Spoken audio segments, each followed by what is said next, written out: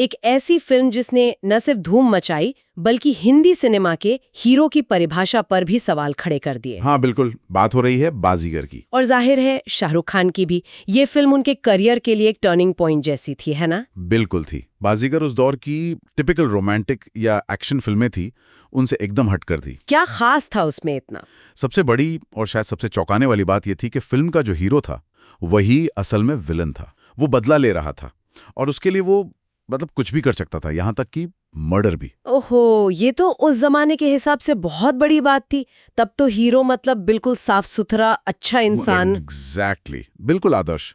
किसी की जान लेना तो सोच भी नहीं सकते थे। इसीलिए ये बहुत बड़ा रिस्क था मेकर्स के लिए। और शायद इसी रिस्क की वजह से मैंने सुना है कई बड़े स्टार्स ने ये रोल ठुकरा दिया था। हाँ, ये बात सही है। जैसे अक्षय कुमार, उन्होंने मना कर दिया। कहते हैं कि उन्हें ये हीरो का मर्डर करना, वो नेगेटिव चीज समझ नहीं आई। शायद अपनी एक्शन हीरो वाली इमेज वो बनाए रखना चाहते थे।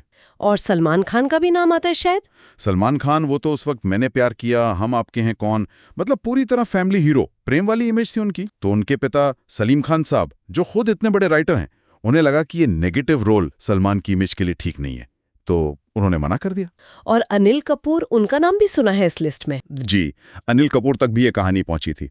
उन्हें कहानी तो शायद पसंद आई, पर वो किरदार का जो नेगेटिव शेड था वो उनको भी रिस्की लगा। लेकिन उन्होंने एक अच्छा काम किया ना, उन्होंने ही शाहरुख का नाम सजेस्ट किया था शायद। बिल्कुल सही। अनिल कपूर ने ही अब्बास मस्तान जो डायरेक्टर्स थे, उनको शाहरुख खान का नाम सुझाया। शाहरुख तब इंडस्ट्री में नए ही थे। और शाहरुख, वो तो नए थे, उन्होंने कैसे हाँ कर दी? यही तो बात है। शाहरुख खान वो उस समय दीवाना, चमत्कार जैसी फिल्में कर चुके थे, लोग जानने लगे थे, पर उन्होंने ये मौका झिझके नहीं, बिल्कुल हिम्मत दिखाई उन्होंने। हाँ, कहते हैं कहानी सुनते ही उन्होंने हाँ कर दी थी। कुछ लोग कहते हैं पागलपन था, कुछ कहते हैं हिम्मत, पर वो तैयार थे लीक से हटकर कुछ करने के लिए। अच्छा, ये भी सुना है कि उन्होंने कोई शर्त रखी थी फिल्म साइन करने से पहले। हाँ, इसका जिक्र आता है कि एक शर्त थी जो मान ली गई थी। अब वो शर्त क्या थी ये तो ठीक से पता नहीं, पर हाँ, ये दिखाता है कि उनमें कॉन्फिडेंस था। फिर अब्बास मस्तान के डायरेक्शन में फिल्म बनी, थ्रिलर थी। शाहरुख के साथ काजोल थी, शिल्पा शेट्टी थी, उनकी भी शुरुआती फिल्में थी। कहानी कहाँ से ली गई थी? ओरिजिनल थी? नहीं, ये इरा लेविन का एक नॉवल था 1953 का, अ किस बिफोर डाइंग। उसका इंडियन एडेप्टेशन था। अच्छा, कहानी क्या थी वैसे संक्षिप्त में? कहानी सीधी की, अजय शर्मा यानी शाहरुख का किरदार एक बिजनेसमैन मदन चोपड़ा, दलीप ताहीन ने निभाया था। उससे बदला लेता है, अपने परिवार की बर्बादी का बदला। तो एक रिवेंज थ्रिलर थी ये। एडेप्टेशन होने के बावजूद अब्बास मस्तान ने उसे इंडियन ऑडियंस के हिसाब से बहुत अच्छे से ढाला था। हाँ, उसमें सस्पेंस, थ्रिल, रोमांस, गाने भी बहुत हिट हुए थे। बिल्कुल, वो ये काली काली आंखें, बाजीगर ओ बाजीगर, आज भी याद हैं सबको। और अजय शर्मा का किरदार वो बड़ा कॉम्प्लेक्स था। एक तरफ तो वो बेरहम कातिल था, दूसरी तरफ उसमें एक तरह की मासूमियत भी झलकती थी, और बदले का जुनून तो था ही।